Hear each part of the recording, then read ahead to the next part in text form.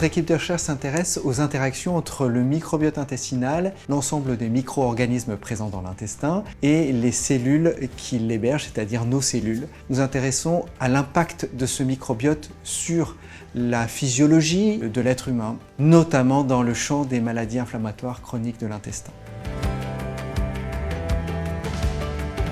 Au cours des MICI, il est maintenant bien établi qu'il existe un déséquilibre du microbiote, qu'on appelle aussi dysbiose, plutôt pro-inflammatoire. Comme nous savons que les bactéries communiquent entre elles par des petites molécules lors de ce déséquilibre, nous nous sommes posé la question d'un déséquilibre justement de ces molécules du dialogue interbactérien. Nous avons cherché à mesurer dans l'intestin et le microbiote intestinal ces molécules de dialogue et nous avons essayer de voir s'il y avait des différences entre des sujets sains ou des sujets atteints de MICI en termes de représentation de ces molécules.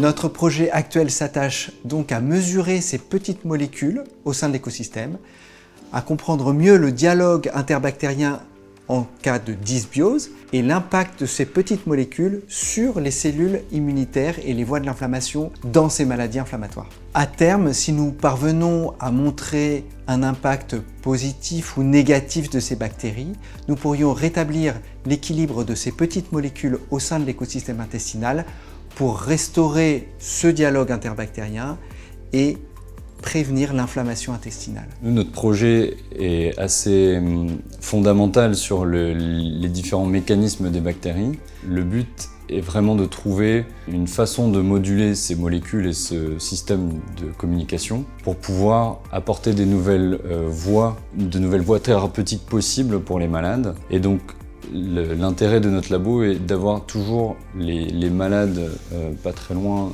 du service, utiliser leurs échantillons, les étudier directement au laboratoire ici qui est finalement juste à côté de l'hôpital. Ce cadre de recherche s'intègre parfaitement dans la recherche d'alternatives à une approche thérapeutique indépendante des immunosuppresseurs, car ces immunosuppresseurs sont bien sûr redoutés par les patients et les médecins, étant donné les effets secondaires de ces traitements.